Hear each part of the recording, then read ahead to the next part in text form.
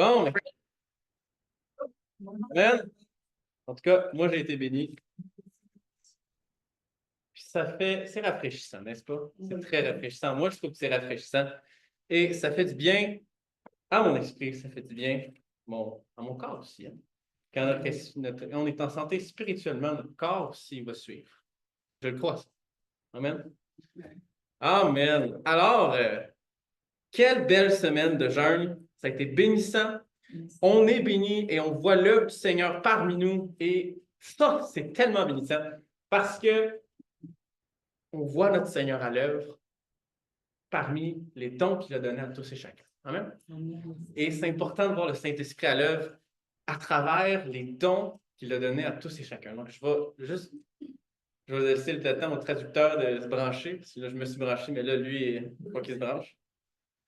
Mais on va continuer là-dessus, pareil. Avant de faire mon introduction, je vais laisser le pasteur se plugger. Mais Dieu est bon. Dieu a toujours été bon. La splendeur de Dieu et sa gloire nous est constamment révélée, n'est-ce pas?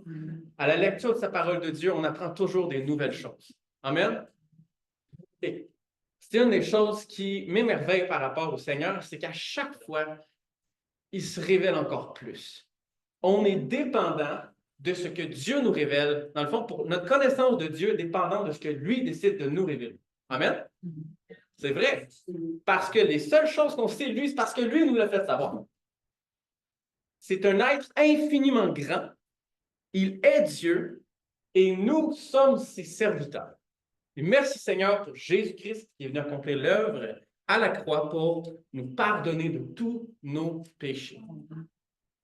Amen. Dans les dernières semaines, le pasteur Peter a beaucoup parlé et prêché sur porter du fruit. Puis à quel point c'est important. C'est porter du fruit, c'est porter de bons résultats. Et ce qu'on veut cette année, c'est porter des résultats durables, qui perdurent au travers le temps, les siècles, les secondes, les minutes, les heures, les jours, toutes les semaines. Et on veut que Dieu nous instruise pour qu'on porte ce fruit durable. Et la Bible est très claire là-dessus. Le Saint-Esprit est là pour une raison. Il nous instruit. Il connaît les pensées de Dieu. Et nous avons l'Esprit de Dieu en nous. Alors, nous avons le potentiel de lui plaire. J'ai bien dit, nous avons le potentiel. Dieu désire qu'on adhère au Saint-Esprit, qu'on lise et médite sa parole pour qu'on grandisse en lui et qu'on porte du fruit durable et qu'on réponde à son appel. Amen. C'est ce que Dieu veut. Et Dieu désire que nous quittions ce qu'il nous demande de quitter pour porter du bon fruit durable.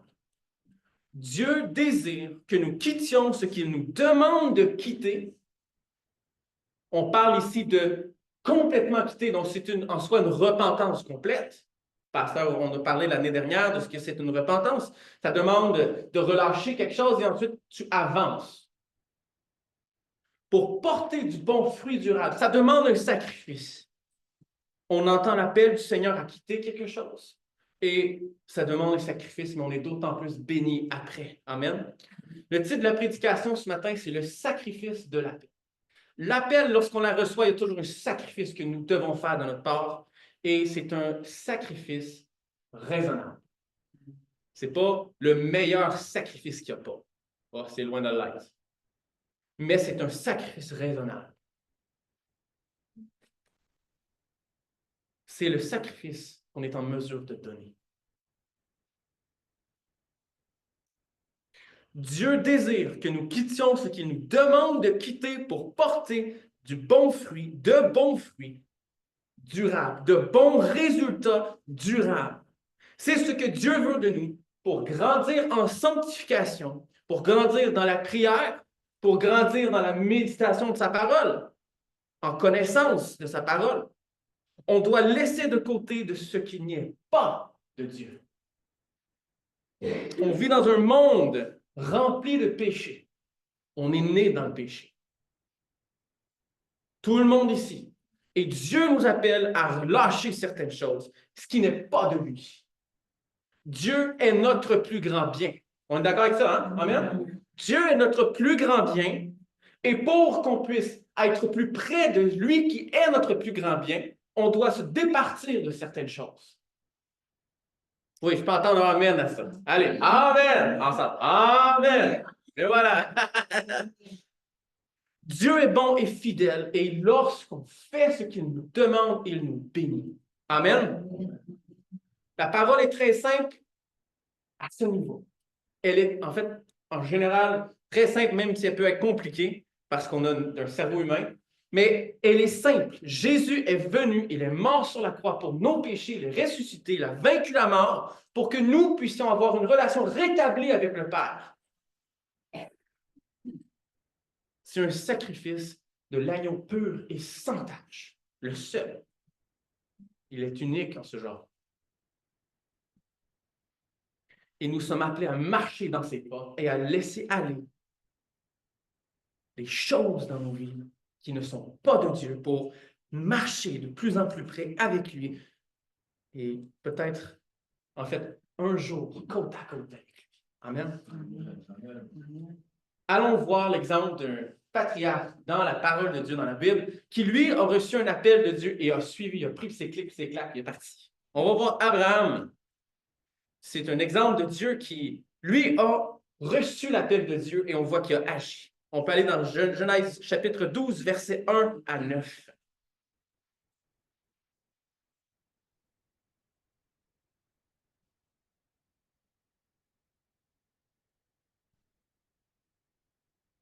Ici, c'est Abraham, qui est descendu avec son père. Son père, ici, donc juste avant, quelques chapitres avant, pour vous mettre en contexte, ici, il y a la tour de Babel au chapitre 11. Et ensuite, on voit la généalogie d'Abraham jusqu'à Joseph, donc la postérité de Shem, Sem. Et ensuite, quand on arrive au verset, oui, c'est ça, on parle ici, verset 31, on commence à 31, donc chapitre 11, 31 pour M. Larrey. C'est le père d'Abraham. Donc, on arrive à la fin de la généalogie. Sarah, qui était stérile, elle n'avait point d'enfant. Et ensuite, on parle de Téran. Prit Abraham, son fils, et Lot, fils d'Aran, fils de son fils, et Sarai, sa belle-fille, femme d'Abraham, son fils. Ils sortirent ensemble d'Ur en Chaldée pour aller au pays de Canaan. Ils vinrent jusqu'à Charan et ils y habitèrent. Donc, l'objectif, ils ne l'ont pas atteint. Ils ont arrêté à Charan à la place. Les jours de Térak furent de 205 ans. Térak mourut à Charan. Genèse 12, verset 1. L'Éternel dit à Abraham, va-t'en de ton pays,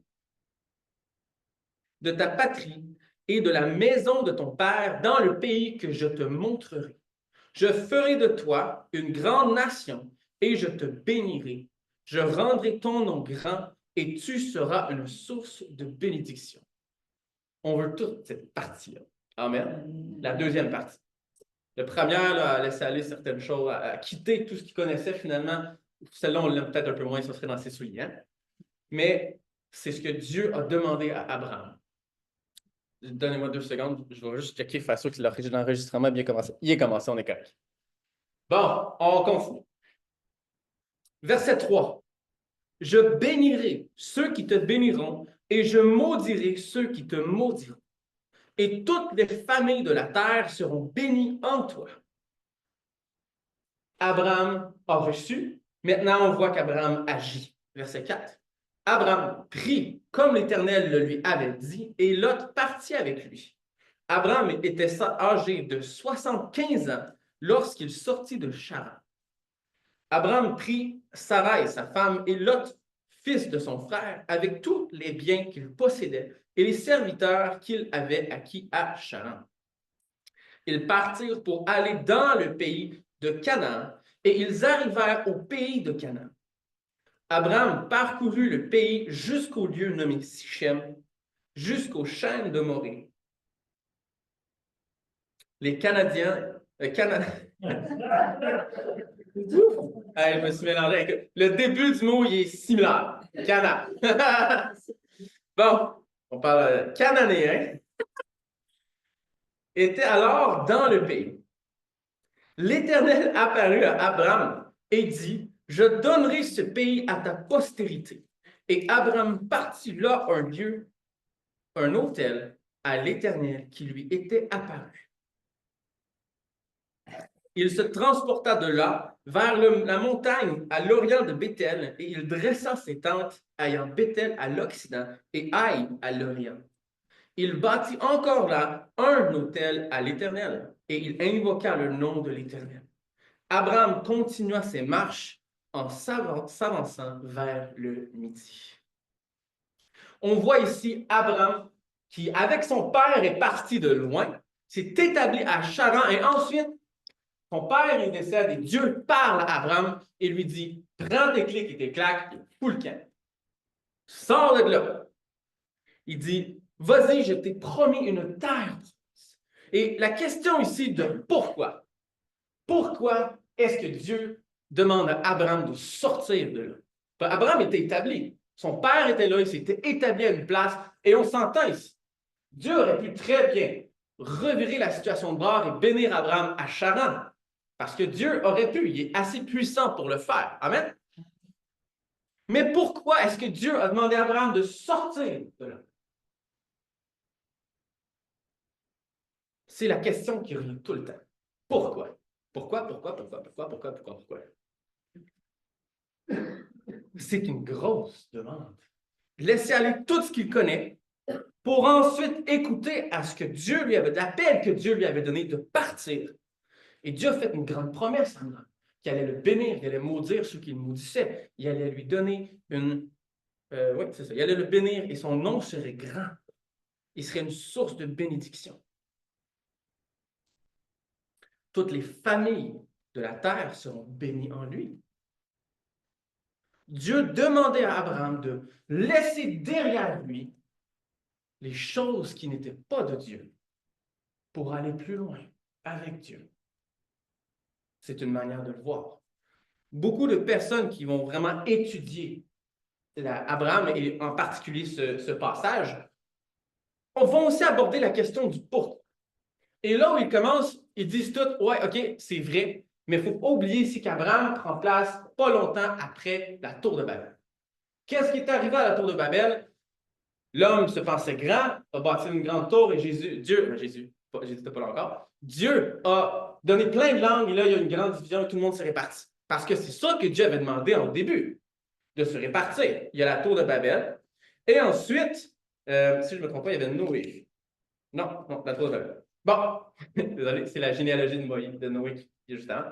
Donc, et ici, ils vont beaucoup venir argumenter à ce sujet de dire, il y a eu la tour de Babel, tout le monde s'est dispersé, et ils vont dire aussi que la culture environnante d'où venait Abraham n'était pas compatible avec les plans que Dieu avait pour Abraham. La culture environnante d'où venait Abraham n'était pas compatible avec les plans que Dieu avait pour son peuple. Parce que le peuple de Dieu vient d'Abraham. Et ensuite, il va être connu par Abraham. Alors, Dieu voulait que la foi d'Abraham grandisse. Pensez-y 2 minutes. À la vie d'Abraham. Il a vécu toute une vie, Abraham. Abraham a vécu aussi toute une vie. C'est le même homme, il a vécu une vie. Et en quelque sorte ici, Dieu voulait que Abraham grandisse spirituellement, qu'il mature. Parce que Dieu parlait à Abraham. Si Abraham était resté à Charan, il n'aurait probablement pas vu la gloire de Dieu autant à l'œuvre dans sa vie. Pensez-y, Abraham a vu la gloire de Dieu éclater. Il a été beaucoup en Égypte, il a fait des hôtels juste en arrivant à Canaan.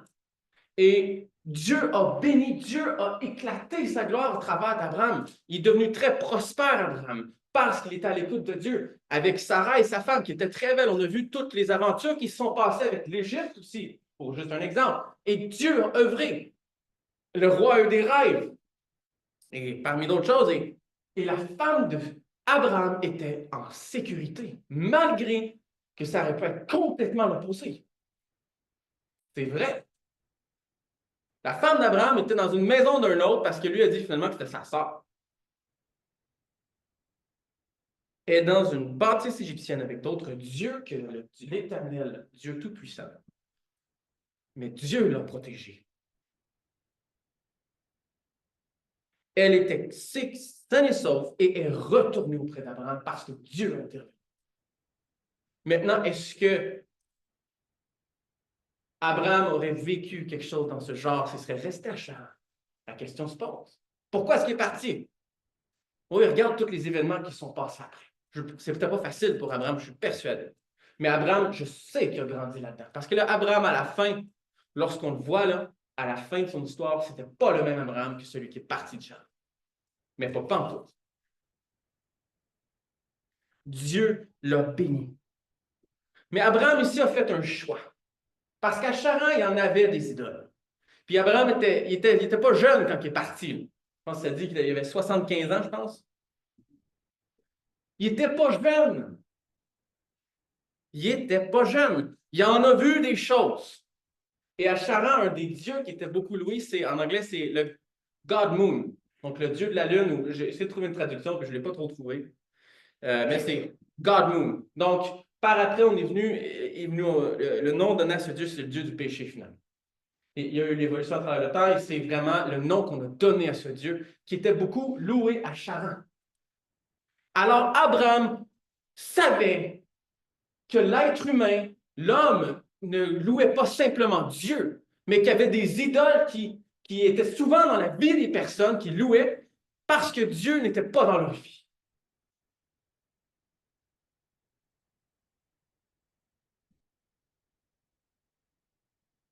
Dieu a béni Abraham. Il n'était pas étranger aux idoles. Il connaissait, il savait qu'il y avait plein d'idoles et il a décidé de partir de Charan parce que Dieu a mis quelque chose dans son cœur. Dieu lui a parlé. Amen. Amen. Et c'est ce que Dieu nous appelle à faire aussi. Dieu désire, je vais aller chercher ma phrase. Dieu désire que nous quittions ce qu'il nous demande de quitter pour porter de bons fruits durables. Abraham a quitté en arrière, a laissé en arrière toutes les idoles, et j'ose dire les idoles même que son père avait dans sa vie, pour suivre Dieu. Un Dieu que Térak ne suivait pas nécessairement. Mais Abraham a pris position et s'est levé, a reçu quelque chose du Seigneur, il s'est levé, a pris ses choses, il est parti. Parce que Dieu lui a donné une direction.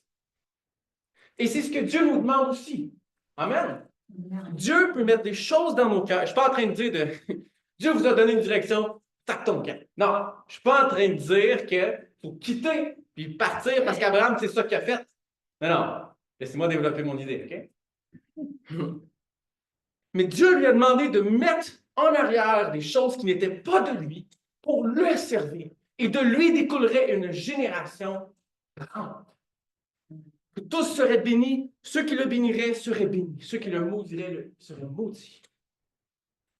C'est un appel à la consécration, à la sanctification. Abraham a laissé derrière les idoles, les choses pour suivre ce que Dieu avait mis sur son cœur. Et on doit faire la même chose. On a eu un temps de jeûne et prière cette semaine, c'était bénissant. Amen. Et Dieu a mis des choses sur chacun de nos cœurs. Amen. Parce qu'en tant qu'assemblée, on a tous jeûné. Et si le Saint-Esprit a mis quelque chose sur nos cœurs, on doit agir. Amen. Parce qu'en quelque sorte, c'est une conviction. On reçoit quelque chose du Seigneur, on reçoit une conviction et on doit agir. Et Paul est clair là-dessus. Je n'ai pas la référence, mais je peux dire le verset. Tout ce qui n'est pas de conviction est un péché. Alors, si on reçoit la conviction, c'est notre devoir d'agir en tant que bon disciple du Seigneur Jésus. Amen.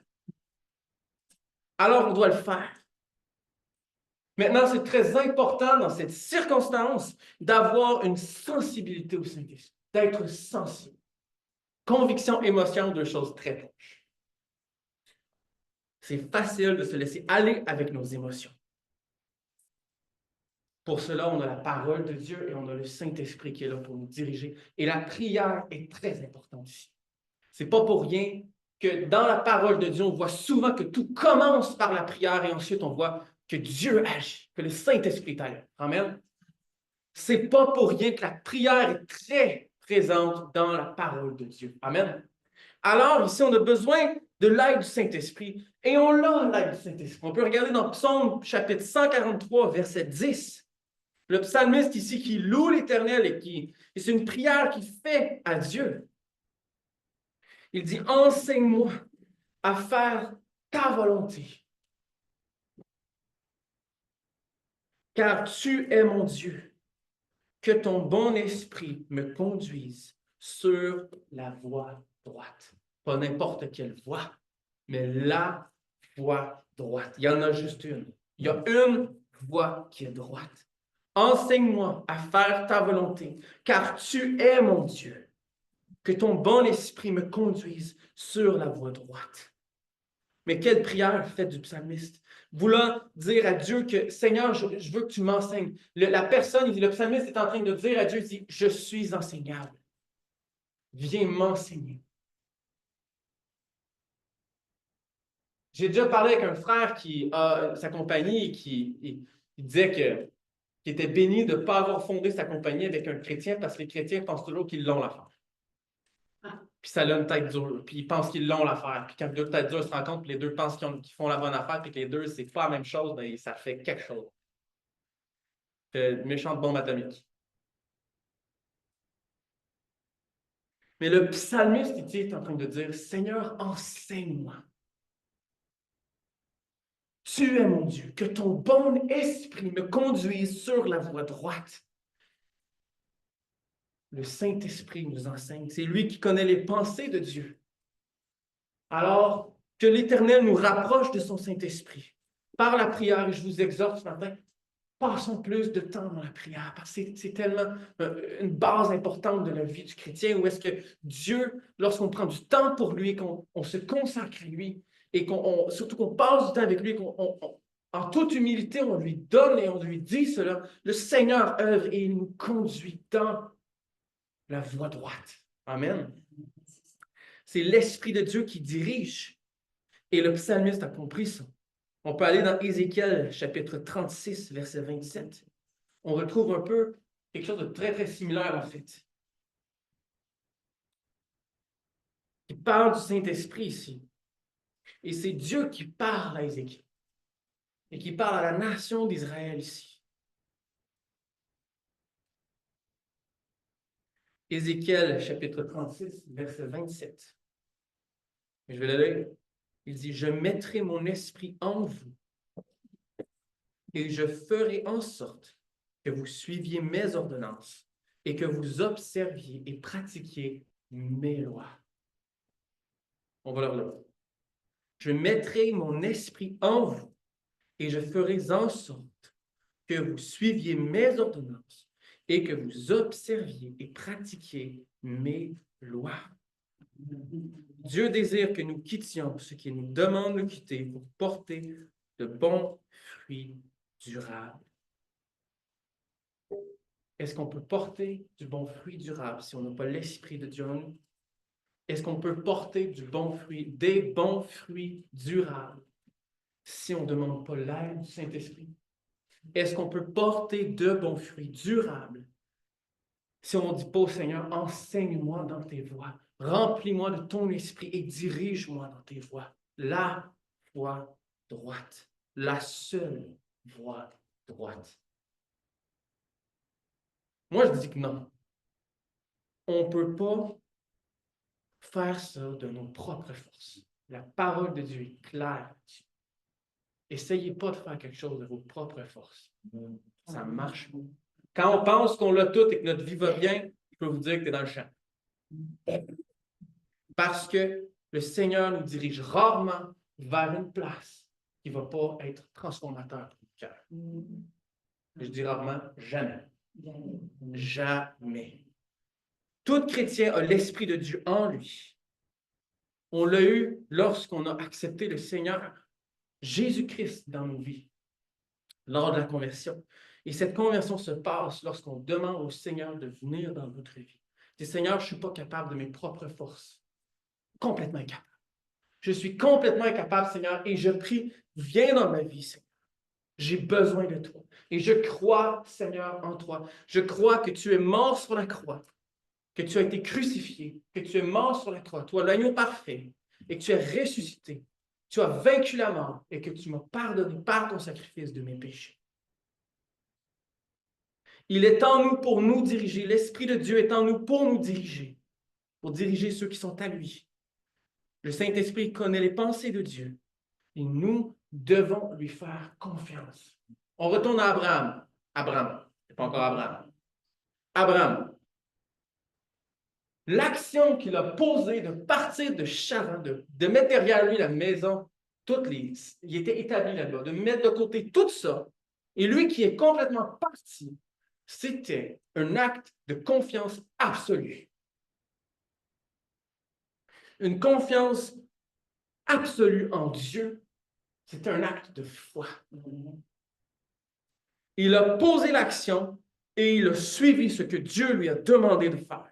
Et Dieu l'a grandement béni. On a le Saint-Esprit en nous. Maintenant, on doit suivre ce que le Saint-Esprit nous met à cœur. Lorsqu'on passe du temps dans la prière et qu'on demande à Dieu de nous remplir de son Saint-Esprit et qu'on reçoit quelque chose, je peux vous garantir que vous le savez. Vous le savez. On le sait. Et lorsqu'on devient attentif au Saint-Esprit, on arrive à détecter ce qui vient de lui et ce qui ne vient pas de lui. Parce qu'on mature spirituellement. Amen. Amen. On est appelé à suivre ce que le Père met sur nos cœurs. On est appelé à la prière et à la sanctification. Dieu veut simplement notre bien, c'est tout ce qu'il veut. Mais pour notre bien, il nous demande de quitter ce qui parfois nous est le plus cher. Amen. Amen. Et ça répond bien à la chair. On doit mettre de côté ce qui n'est pas de l'Esprit de Dieu. Même si c'est difficile, on doit le mettre de côté. On peut tourner, j'ai un autre passage ici. Dans 1 Corinthiens 12, verset 12. Je ne l'avais pas mis dans ma liste, mais c'est 1 Corinthiens 12, verset 12.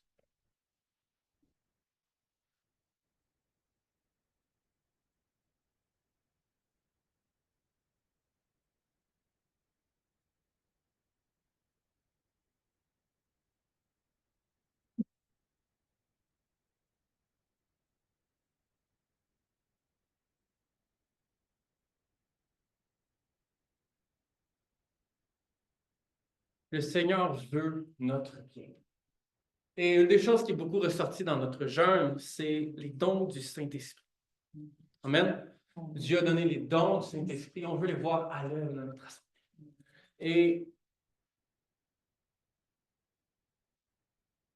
avoir une sensibilité au Saint-Esprit est très important ici. Lorsqu'on se rapproche du Seigneur, en tant qu'assemblée, en tant qu'individu, en tant qu'enfant de Dieu, le Seigneur nous met des choses à cœur. Et c'est très important ici d'être à l'écoute de ce que Dieu nous met à cœur. Et c'est vraiment ce que le Seigneur mettait sur mon cœur cette semaine. Au début de la semaine, ça ne faisait aucun sens dans ma tête. On rentre dans le jeûne, puis là, j'étais comme, OK, oui, c'est moi qui prêche. Fait que là, je suis Seigneur, inspire-moi. Puis comme je fais toutes les semaines quand je vais prêcher, ou même dans le mois, je sais que le deuxième dimanche du mois, c'est là où je prêche. Et je me dis, Seigneur, prépare le terrain, prépare. Et prépare-moi à parler, Seigneur, de ce que tu as mis dans mon cœur et de prêcher avec zèle et audace pour que ta volonté soit présente, soit faite.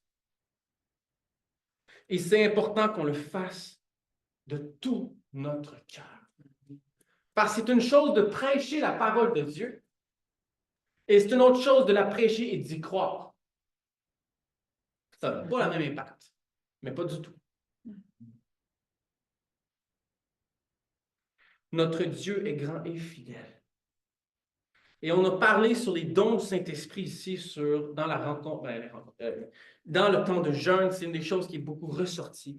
Et on va les lire ici, dans 1 Corinthiens, chapitre 12, verset 12-13. Car le corps est un et a plusieurs membres, Et comme tous les membres du corps, malgré leur nom, ne forment qu'un seul corps, ainsi en est-il de Christ. Nous avons tous, en effet, été baptisés dans un seul esprit pour former un seul corps, soit juif, soit grec, soit esclave, soit libre. Et nous avons tous été abreuvés d'un seul esprit. Je pense, OK, j'étais à la mauvaise place. Désolé. Mais c'est vrai, on a tous été abreuvés d'un même esprit ici. Et Paul parle de l'unité dans verset 12, mais je veux plus aller à partir du verset 4. Désolé, je me suis trompé de passage, le verset. Néanmoins, Dieu nous appelle à faire ce qu'il nous demande et on veut voir le Saint-Esprit à l'œuvre dans nos vies. Le Seigneur a donné plusieurs dons. Verset 4. Il y a plusieurs dons, il y a diversité de dons, mais le même esprit. Diversité de ministères, mais le même Seigneur. Diversité d'opérations, mais le même Dieu qui opère tout en tous. Or, à chacun, la manifestation de l'Esprit est donnée pour l'utilité commune. En effet, à l'un est donnée par l'Esprit une parole de sagesse, à un autre une parole de connaissance, selon le même Esprit, à un autre la foi, par le même Esprit, à un autre le don de guérison par le même Esprit, à un autre le don d'opérer des miracles, à un autre la prophétie, à un autre le discernement des esprits, à un autre la diversité des langues, à un autre l'interprétation des langues. Un seul et même esprit opère tous ces dons, les distribuant à chacun en particulier comme il veut. Amen. Et on veut voir le Saint-Esprit à l'œuvre dans notre assemblée. Et juste pour finir ici avec nos chères personnes qui vont regarder ça sur Zoom, c'est un encouragement ce matin. Si tu sens le Seigneur t'appeler à le suivre et qu'il te met à cœur des dons qu'il t'a donnés et qu'il veut que tu les opères, c'est important de le faire. Abraham a reçu l'appel de Dieu, il a écouté, il a laissé derrière ce qu'il devait laisser derrière et il a suivi l'appel que Dieu avait sur sa vie. Amen. Et c'est important de le faire et c'est vraiment ce qui me venait à cœur cette semaine. Dieu désire qu'on quitte, qu'il nous demande de quitter, de mettre en arrière pour qu'on puisse le servir et le glorifier dans les choses qui nous appellent, pour porter de bons fruits durables. Amen. Alors, sur YouTube, soyez bénis. À la semaine prochaine. Voilà.